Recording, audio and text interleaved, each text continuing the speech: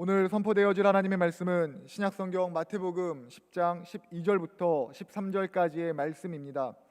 신약성경 15쪽에 있습니다. 하나님의 말씀을 제가 봉독해 드리겠습니다. 또 그 집에 들어가서 평안하기를 빌라. 그 집이 이에 합당하면 너희 빈 평안이 거기 임할 것이요 만일 합당하지 아니하면 그 평안이 너희에게로 돌아올 것이니라. 아멘. 우리 성경을 들겠습니다. 시작. 나는 하나님의 자녀입니다. 그래서 함부로 포기하지 않습니다. 나는 오늘도 믿음으로 도전합니다. 할렐루야. 오늘도 여전히 여러분과 함께 하시는 살아계신 하나님의 은총이 여러분 위에 가득 채워지기를 간절히 소망합니다. 그 하나님께 주시는 능력으로 이 땅의 모든 힘겹고 어려운 현실들을 극복하고 승리하시고 또 행복하기를 다시 한번 주님 이름으로 축복합니다. 오늘은 평안하기를 빌라라고 하는 제목으로 여러분 오늘 하나님 주신 말씀을 듣겠습니다. 예수님께서 12 제자를 이제 부르시고 파송을 하시면서 제일 먼저 다니면서 집집마다 너희들이 들어갈 집을 위해서 평안하기를 빌어줘라 라고 이야기를 합니다. 너희들이 만약 그 가정을 위해서, 그 집을 위해서 평안을 빌면 그 집이 평안을 받을 만큼 합당하면 그 집에 평화가 임할 것이고, 그 집이 만약에 평안을 받을 만한 합당한 집이 아니면 너희들이 빈 만큼이나 너희들에게 하늘의 평강이 임할 것이다, 그렇게 말씀을 합니다. 이 세상에 평강, 평안만큼이나 귀한 것이 있을까라고 생각을 합니다. 돈이 아무리 많고 모든 사람이 부러워한다 할지라도 마음이 편해야 되지 않겠습니까? 그 마음을 편안하게 만드는 진정한 평강이 여러분 위에 충만하기를 바랍니다. 그런데 요즘같이 힘들고 어려운 상황과 현실 가운데 평강이 주어진다는 것은 어떤 의미일까라고 생각을 해봤습니다. 어떻게 우리 인생을 풀어나가야 진정한 평안을 얻을 수 있겠는가?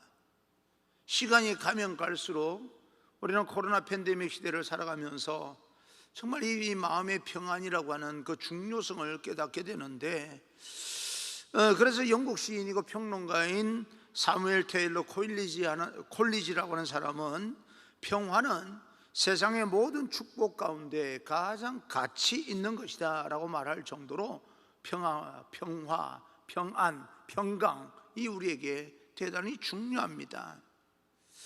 이 평강이 얼마나 중요한지 예수님께서 십자가에 못 박혀 돌아가시고 나서 부활하신 후에 제자들이 모인 곳에 예수님께서 나타나셔서 제일 먼저 평강을 선언하십니다.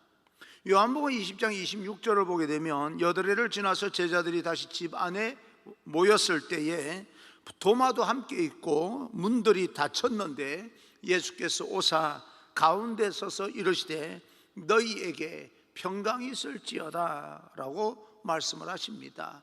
예수님의 사역은 이 공생의 사역 시작할 때 제자들을 불러서 평안을 신신당부했고, 예수님께서 마지막 십자가에 돌아가시고 나서 부활하신 후에 하늘로 올라가시기 바로 직전에 제자들이 모인 곳에서 너희에게 평강이 있을지어다 라고 이야기를 합니다. 예수님의 사역의 시작과 끝은 평강입니다. 우리의 삶 가운데서도 이렇게 하늘의 평강이 이렇게 중요하다는 것을 우리는 깨닫게 됩니다. 오늘 예수님께서 이 제자들에게 당부하신 말씀이 12절입니다. 12절, 또 그 집에 들어가면서 평안하기를 빌라라고 이야기를 합니다. 평안을 빌어줘라. 그럼 오늘날 우리가 이 땅의 현실 속에서 빌어야 될, 기도해야 될 평안은 어떤 것이 있는가? 첫째, 개인의 마음의 평안입니다. 잠언서 17장 22절, 마음의 즐거움은 양약이라도 심령의 근심은 뼈로 마르게 하느니라. 이 말은 다시 말하면 모든 병이 마음으로부터 시작된다, 그 말입니다. 마음의 평강이 얼마나 중요한지 새삼스럽게 강조한 말씀이다, 그렇게 볼 수가 있습니다.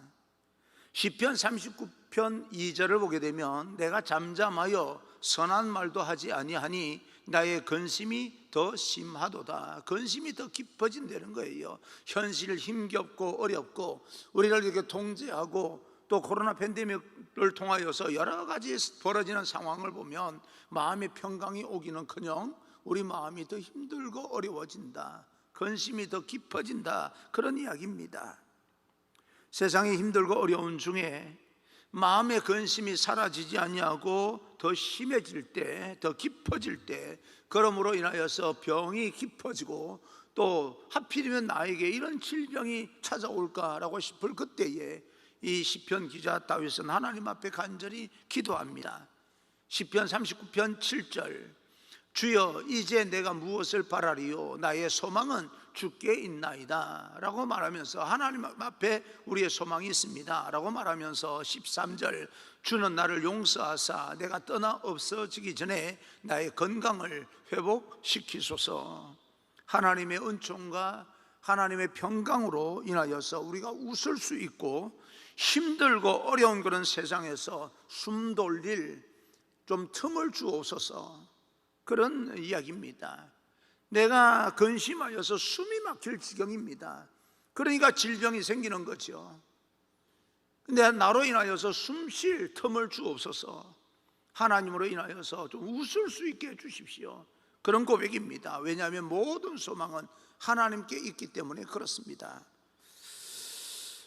하나님의 평강이 우리로 웃으시게 하는 그런 축복이 낭떠러지 앞에서 한 발만 내디디면 절벽 아래로 떨어지는 그 절박함 가운데 마지막 웃게 만드시는 하나님의 평강이, 하나님의 축복이 여러분 가운데 충만하게 되기를 주님 이름으로 축원합니다. 1996년 미국 로마린다 의과대학의 리버크 스탠리 텐 교수는 성인 60명을 대상으로 1시간 동안 코미디 프로를 보여주면서 실컷 웃게 만든 후에 그 혈액을 채취해서 비교해 보니까 면역을 활성화시키는 감마 인터페론이라고 하는 그런 어떤 물질이 무려 200배나 증가하는 것을 발견했습니다. 그 말은 감기도 알레르기도 암도 이 감마 인터페론을 통하여서 점점 더 줄어들고 병이 생기지 않는 면역력이 더 향상된다는 그런 이야기입니다. 세상의 그 어떤 것으로 인하여서 웃고 즐겁게 지내도 이렇게 모든 질병들이 우리에게서 물러가는 그런 현상이 일어나는데 하물며 예수님께서 하나님께서 주시는 하늘의 평강이 우리에게 임하게 된다면 우리가 얼마나 행복하고 얼마나 아름다운 삶을 살아가게 될까. 현실에 보여지는 문제가 아닙니다. 내 안에 하나님의 평강이 없는 게 문제지요. 그래서 요한복음 14장 27절에 평안을 너희에게 끼치노니 곧 나의 평안을 너희에게 주노라. 내가 너희에게 주는 것은 세상이 주는 것 같지 아니하니라. 너희는 마음에 근심도 말고 두려워하지도 말라라고 이야기를 합니다.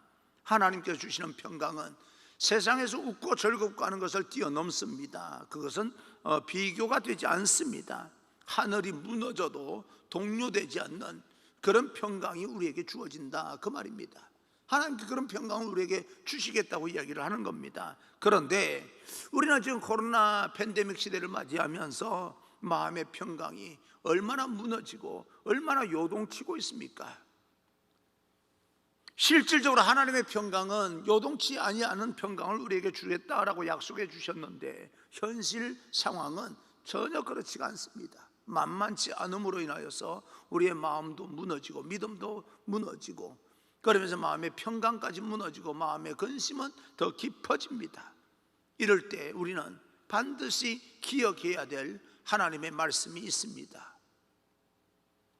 시편 27편 3절을 보게 되면 군대가 나를 대적하여 진칠지라도 내 마음이 두렵지 아니하며 전쟁이 일어나 나를 치려 할지라도 나는 여전히 태연하리로다. 여전히 태연한 그런 하나님의 평강, 얼마나 아름답습니까? 여러분 요즘 여러분 마음이 평강하십니까? 어떤 일로 그 평강을 잃어버리셨습니까? 하나님의 평강으로 모든 현실을 극복하고 그 너머에 있는 천국의 소망을 바라보면서 여전히 태어날 수 있는 그런 믿음의 사람, 하나님의 백성이 되기를 주님 이름으로 축원합니다. 시편 46편 2절 3절을 보게 되면 그러므로 땅이 변하든지 산이 흔들려 바다 가운데 빠지든지 바닷물이 솟아나고 뛰놀든지 그것이 넘침으로 산이 흔들릴지라도 우리는 두려워하지 아니하리로다. 하나님께서 그런 약속하신 그런 평강을 우리에게 주실 줄 믿고 담대하게 하나님의 평안을 간구하시면서 이 모든 현실을 극복할 수 있는, 도전적으로 나아가서 세상을 평안화시킬 수 있는, 그 모든 이 환경을 바꿀 수 있는 그런 믿음의 사람들, 하나님의 백성들, 바로 여러분 한 사람 한 사람이 되기를 주님 이름으로 축원합니다. 누가복음 17장 1절을 보게 되면 예수께서 제자들에게 이르시되 실족하게 하는 것이 없을 수는 없으나 그렇게 하게 하는 자에게는 화로다 라고 이야기를 합니다. 결론적으로 말하면 실족하는 사람이 화를 당한다, 그 말입니다. 실족하게 만든다 할지라도 나는 실족할 수가 없습니다. 다른 사람이 나를 실족하기 위해서 애를 쓴다 할지라도 나는 실족하지 말아야 된다, 그 말입니다. 내가 다른 사람을 실족하게 만드는 것도 하지 말아야 되는 거지요. 여러분, 이 땅에서 어떤 일로 실족하는 사람이 있다는 이야기입니다. 오늘날 코로나 팬데믹으로 인하여서 믿음을 잃어버리고 실족한 사람들이 얼마나 많은지 모릅니다. 어디 갔다가 어제 신문을 읽었는데요, 기독교의 신뢰도가 굉장히 많이 추락해 있더라고요. 작년에 비해서 또 더 많이 이제 신뢰도가 추락해 있어요.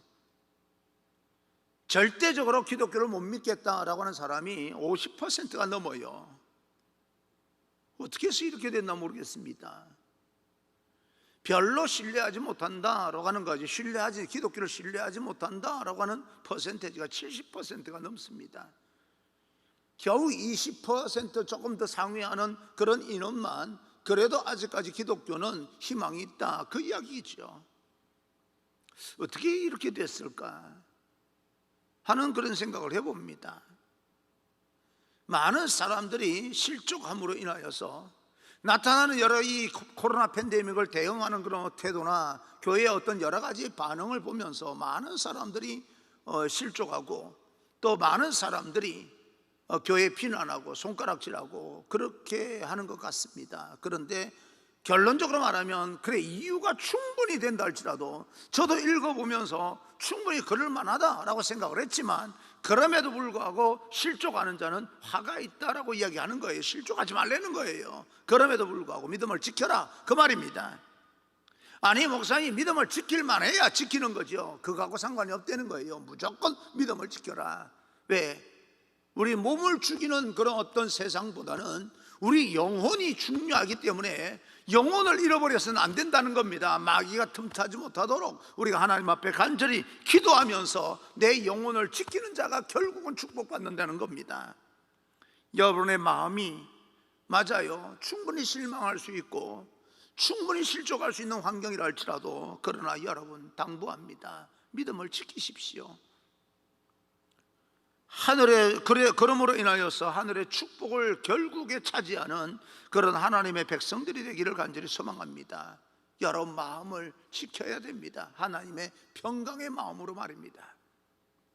그리고 두 번째, 가정의 평안을 구하시길 바랍니다. 잠언서 15장 17절, 채소를 먹으며 서로 사랑하는 것이 살찐 소를 먹으며 서로 미워하는 것보다 나으니라. 가정이라고 하는 것은 우리 모두의 쉼의 장소입니다. 힐링의 장소지요. 치유의 장소입니다. 가정의 시험이 틈타서 평안이 없으면 우리 모두가 힘들어요. 가족만 힘든 게 아닙니다. 주변 모든 사람에게까지 그 영향력을 끼치기 때문에 가정이 평안하지 않으면 모든 사람이 다 힘들게 되어 있습니다. 그래서 조지 무어라고 하는 사람은 인간은 자기가 갖고 싶은 것을 찾아서 세상을 방황하다가 가정에 돌아와서 그곳에서 자기가 추구하는 것을 발견하게 된다라고 하는 말을 합니다. 다시 말하면 가정을 파괴하면서까지 내가 성공할 이유가 없다, 그 말이에요. 우리 속담에도 가화만사성이라고 하는 오자성어가 있지 않습니까? 가정이 평안하면 다 잘 될 수밖에 없다는 거예요. 가정은 개인과 사회와 교회와 나라의 기초입니다. 가정이 평안하면 모든 것이 다 평안하게 되어 있습니다. 그래서 여러분들 가정이 평안하기 위해서 서로 기도하면서 하나님 앞에 나가야 됩니다. 평안한 가정의 비밀이 뭘까요? 여러분, 지금 가정에 대한 수많은 책들이 나와서 우리에게 이 도움을 주고 있고, 또 그렇게 출간되면서 베스트셀러가 되고 있지만, 가정이 변하지 않는 이유가 무엇일까요? 대화가 서로 대화를 해야 된다. 모르는 사람이 없습니다. 대화를 할 때 경직된 대화 말고 유머를 섞어서 편안하게 아주 대화를 하되 서로 존중해야 된다. 아내는 남편을 존중하고 남편은 아내를 존중하고, 자녀들은 부모를 공경하고 부모들은 자녀들을 존중해주고, 그 모든 것을 위해서 인내하고 사랑으로 바탕을 깔고 다 알고 있습니다. 모르는 사람이 어디 있어요? 그런데도 불구하고 몰라서 불화한 것이 아닙니다. 몰라서 가정이 파괴되는 것이 아닙니다. 왜 그렇게 가정이 파괴되고 있는 겁니까? 가정이 왜 불화하고 있는 것입니까? 기도하지 않았습니다. 그 마음에 하나님을 배제해버렸기 때문에 인간의 방법으로 세우려고 하다 보니까 안 되는 거예요. 이론적으로는 모든 것이 가능한데 이론적으로 되지 않는 게, 인생이라고 하는 게 내 생각대로 이루어진다면 얼마나 편하겠습니까?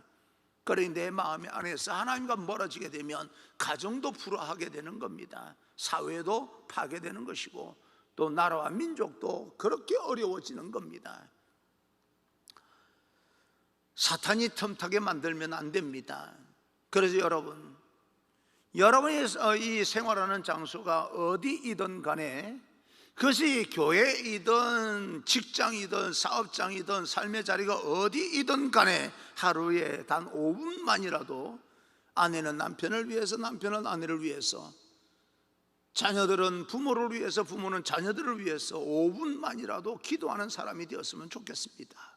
가정을 위해서 기도하는 사람이요. 기도했을 때와 기도하지 않았을 때의 그 가정의 분위기는 확연하게 다릅니다. 같을 수가 없는 거예요. 사랑하는 성도 여러분, 하나님께서 여러분과 함께 하심으로 하나님의 방법으로, 하나님의 능력으로 여러분 가정이 화목하고 화평하고 하나님의 평강이 충만한 가정이 되기를 주님 이름으로 축원합니다. 그리고 세 번째, 교회의 평안을 구하시길 바랍니다. 12절 다시 한번 읽습니다. 또 그 집에 들어가면서 평안하기를 빌라. 지금 이 시대 예수님께서 제자들을 불렀던 이 당시에는 교회라고 하는 것이 이렇게 있었던 것이 아닙니다. 가정이 바로 교회였어요. 교회가 가정이고요, 몇몇 가정들이 모여서 예배를 드리는 그런 가정교회를 형성하고 있었던 겁니다. 그래서 여기에서 그 집이라고 하는 것은 일반적으로 그 가정을 이야기도 하기도 하지만 사실은 또 교회를 의미하기도 합니다. 어떤 일이 있어도 교회가 평안해야 됩니다. 교회가 건강해야 되는 거예요. 우리가 하나님 앞에 간절히 기도해야 되는 이유는 교회가 하나님께서 모든 세상을 구원하기 위한 거점 지역으로 교회를 선정했기 때문이고, 마귀와 싸우는 최고의 요새이기 때문에 그렇고, 그만큼 마귀의 공격을 많이 받기 때문에 우리는 교회를 위해서 더 많이 기도해야 됩니다. 그 시험을 다 이기고 최후 승리를 얻고 교회가 영적으로 왕성하게 되면 우리 인생, 개인의 삶도 행복해지고 가정도 풍성해지며 나라와 민족도 아름답게 건강하게 세워지게 되는 겁니다. 그러나 교회가 시험이 오고 교회가 분란이 일어나고 교회가 분쟁이 일어나면 그 이상 희망이 안 보이는 거예요. 그런 면에서 아무리 코로나 바이러스가 있다 할지라도 획일적으로 통제하는 것은 지도자들이 다시 한번 생각해 볼 문제이다라고 생각을 합니다. 교회를 망가뜨려서는 안 되는 거예요. 교회가 분란이 오면 모두가 불행해집니다. 교회가 기반이 약해지면 사회 기반도 약해집니다. 범죄율이 더 강해지는 거예요. 그리고 가정이 파괴됩니다. 가정이 기반이 약해지면 청소년 범죄가요, 과거에 비해서 어마어마하게 늘어나고 있습니다. 잔인해지고 잔혹해지고요, 친구도 없고요, 선생도 없고 스승도 없고 제자도 없습니다. 요새 스승이 있습니까? 요새 진정한 제자가 있습니까? 친구들이 있어요. 이런 사회가 되어버리는 겁니다. 기반의 어떤 기초가 든든하지 못할 때 나라와 민족이 어떻게 든든히 서갈 수 있겠습니까? 사도행전 9장 31절을 보게 되면 그리하여 온 유대와 갈릴리와 사마리아 교회가 평안하여 든든히 서가고 주를 경외함과 성령의 위로로 진행하여 수가 더 많아지니라. 교회가 든든히 서감으로 인하여 부흥되고 숫자가 많아진다, 이런 말이 아니라 하나님의 교회가 교회의 역할을 제대로 감당함으로 인하여서 이 사회가 점점 더 아름답게 민족 공동체로 세워진다, 그 말입니다. 그러므로 교회를 위해서 우리는 하나님 앞에 더 간절한 마음으로 기도하고 여러분 개인 예배를 회복하기 위해서 하나님 앞에 몸부림치는 신앙의 행위가 있어야 됩니다. 우리가 초대교회를 보게 되면 그 가장 도전에 오는 시험을 이기고 주를 경외함과 성령의 역사가 나타남으로 인하여서 힘있게 신앙생활하고 교회가 점점 더 부흥됐을 때 부흥이 일어나고 나라와 민족이 건강하게 서가고 성도들의 가정들이 복을 받게 됩니다. 그 과정은 힘들고 어려웠던 건 사실이지만 그 도전을 이겨내었을 때 하늘의 평강이 임하게 된 겁니다. 교회를 위해서 기도하지 않는 사람이요, 교회에서 어떤 일이 일어나면 제일 많이 비판해요. 그건 자기 자신을 비판한 것과 같습니다. 그러므로 내가 기도하지 않아서 분란이 일어나는구나, 내가 기도하지 않아서 이렇게 어려운 거구나 라고 생각이 되어지면 비판하기 전에 먼저 하나님 앞에 기도하는 태도가 중요합니다. 비판하기 전에 먼저 기도하자. 여러분의 기도로 여러분 개인의 마음이 평안해지고 가정이 회복되어지고 교회가 건강하게 세워지게 될 때 그것을 온전한 하늘의 축복을 누리는 사람이다, 그렇게 말할 수가 있게 됩니다. 그리고 나서 네 번째, 나라의 평안을 구하시길 바랍니다. 디모데전서 2장 1절 2절 3절 그러므로 내가 첫째로 권하노니 모든 사람을 위하여 간구와 기도와 도구와 감사를 하되 임금들과 높은 지위에 있는 모든 사람을 위하여 하라. 이는 우리가 모든 경건과 단정함으로 고요하고 평안한 생활을 하려 함이라. 이것이 우리 구주 하나님 앞에 선하고 받으실 만한 것이니 나라를 위해서 첫 번째로 기도하라. 지도자들을 위해서, 임금을 위해서, 대통령을 위해서 기도해 줘라 라고 이야기를 합니다. 그것을 첫 번째로 하라는 거예요. 나라가 잘못되면 모든 것이 다 무너지기 때문에 그렇습니다. 우리나라를 위해서, 정치하는 지도자들을 위해서, 그리고 또 어떤 위치에 있는 중요한 그런 어떤 위치에 있는 지도자들을 위해서 우리가 비판하기 전에 먼저 깊이 있게 기도해 줄 필요가 있습니다. 비판하지 말라는 이야기가 아닙니다. 기도하고 냉철하게 판단하여서 비판하자, 그 말입니다. 여러분, 병이 들어서 병원에 가서 진찰을 받고 치료해야 됩니다. 병원에 가라는 거예요. 병원도 하나님께서 만드신 기관입니다. 하나님께서 이 땅에서 필요하기 때문에 병원을 만드는 거 아니겠습니까? 그러니까 병이 들었을 때는 병원에 가서 치료받고, 그렇죠? 그래서 입원할 건 입원하고 치료받을 건 치료받고 그러면 되는 겁니다. 그런데 우리가 119 갑작스럽게 실려가는 것이 아니라면 병원에 가기 전에 하나님 앞에 나와서 먼저 기도하고 가자는 거예요. 우선순위가 있다는 겁니다. 병 치료하는 병원도 중요하지만 사실은 치료하기 전에 금방 그렇게 죽을 것 아니면, 금방 119에 실려갈 것 아니면 하나님 앞에 나와서 하나님 나 좀 도와주세요, 나를 치료해 주세요. 병원을, 의사의 손을 통해서 나를 치료할 것이면 의사의 손을 강하게 붙들어 주시고 기도하고 가자는 거예요. 병원에 가지 말라는 이야기가 아니라 하나님께 치료를 위해서 먼저 기도하자는 이야기입니다. 그렇듯 나라 지도자들을 위해서 여러분이 비판하지 말라는 이야기가 아닙니다. 비판하십시오. 잘못된 것 있으면 냉철한 판단을 해서 지혜롭게 보면서 통찰을 하고 나서 그 결과에 따라서 비판하는 것이 왜 나쁜 겁니까? 비판하십시오. 그런데요, 이왕이면 그들을 위해서 비판하기 전에 먼저 나라와 민족을 위해서, 지도자들을 위해서 성전에 나와서 여러분 삶의 자리에서 깊이 있게 그들을 위해서 기도해 주고 나서 비판하라는 겁니다. 왜 우리가 그렇게 해야 됩니까? 동의를 못 하실 분이 계실런지는 모르겠지만 그들은 그럼에도 불구하고 우리들의 지도자들이기 때문에 그렇습니다. 기독교인들은, 우리 그리스도인들은 교인이기 이전에 또 국민입니다. 한 나라의 국민이에요. 기독교인이라면 누구나 나라와 민족을 사랑해야 됩니다. 사랑해서 여러분 그렇게 비판하겠지요.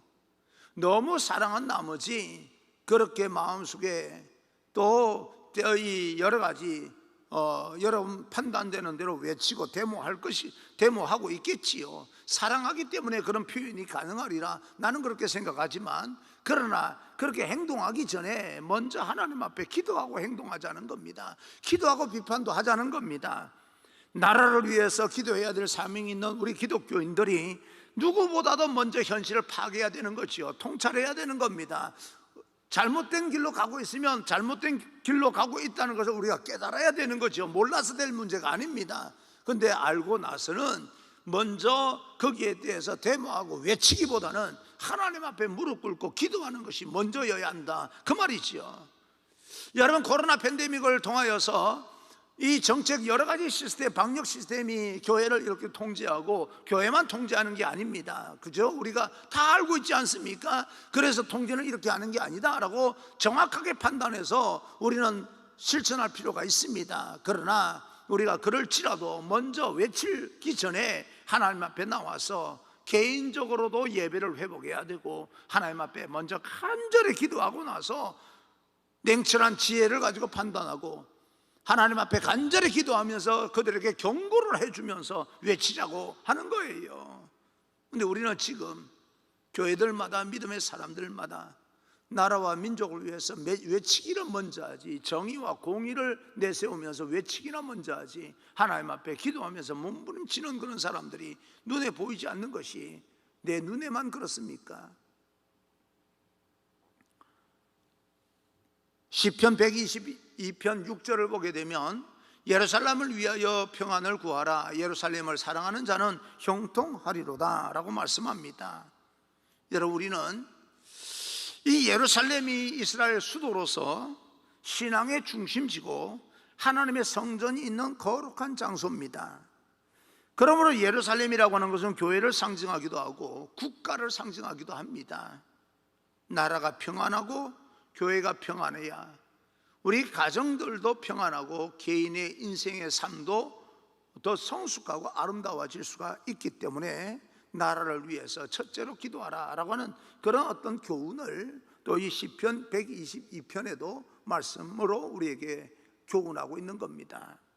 여러분, 우리는 하나님께서 우리에게 주신 지혜로 우리가 지금 어느 정도의 위치에 있는지, 나라와 민족이 어느 방향으로 가고 있는지 깊이 있게 통찰해야 되는 건 맞습니다.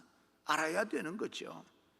알고 나서는 지도자를 위해서, 나라와 민족을 위해서 기도해야 되고, 기도하고 난 뒤에 바르게 고칠 수 있도록 실천하고 행동하면 되는 겁니다. 행동하지 말라는 이야기가 아니에요. 그러나 하나님 앞에 나라와 민족을 위해서, 지도자를 위해서 먼저 기도해야 된다, 그 말입니다. 지금은 힘들고 어려운 그런 시간을 보내고 있습니다.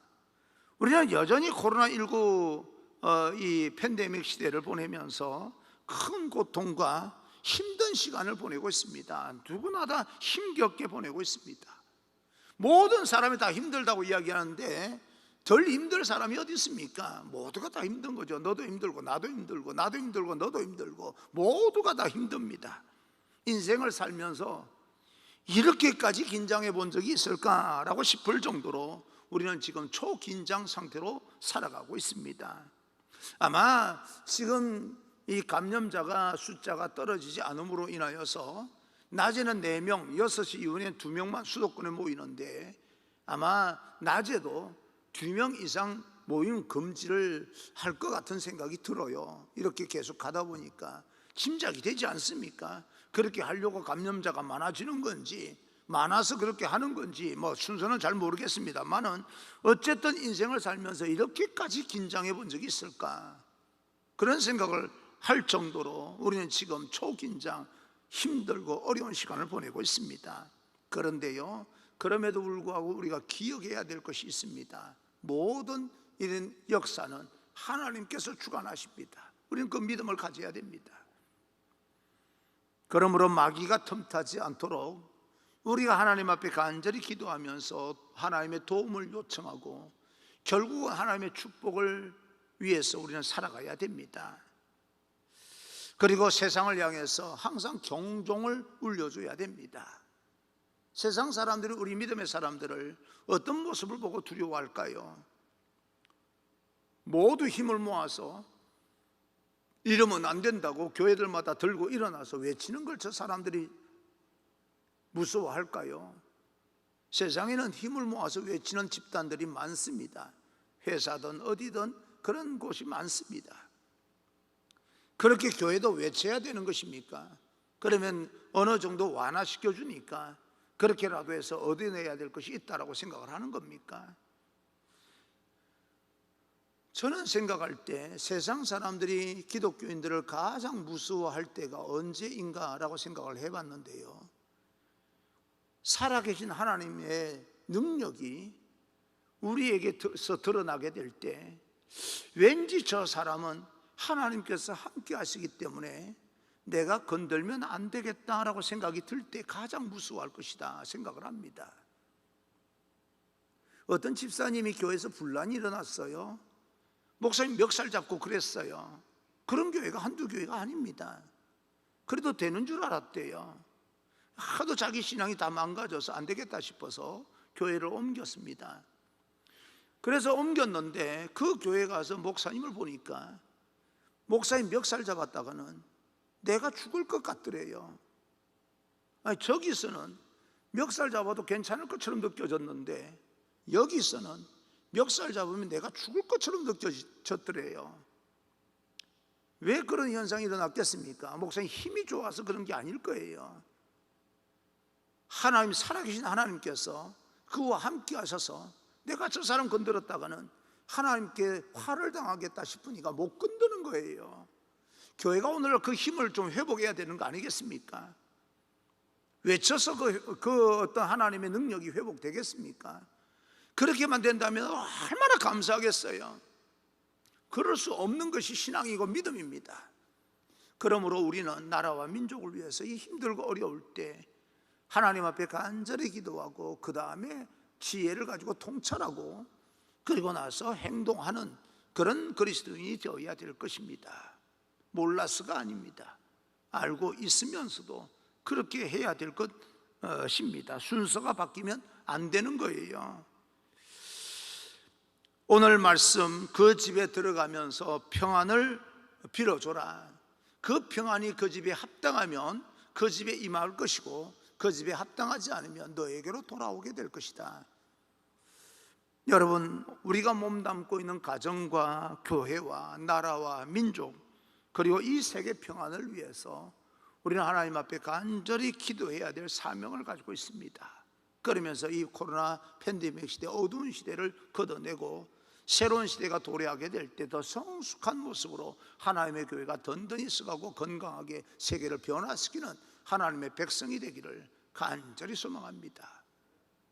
우리가 이런 어떤 시간 개인적으로 극복해야 될 문제도 있지만 우리가 하나님의 백성으로서 어느 위치에서 어느 자리매김을 해야 되는지, 신앙생활을 어떻게 해야 되는지, 하나님의 평강이 이럴 때 왜 필요한지를 좀 더 깊이 한번 고민하면서 이 모든 시간들을 잘 극복해 나가는 그런 우리 모두가 되어지기를 주님 이름으로 축원합니다.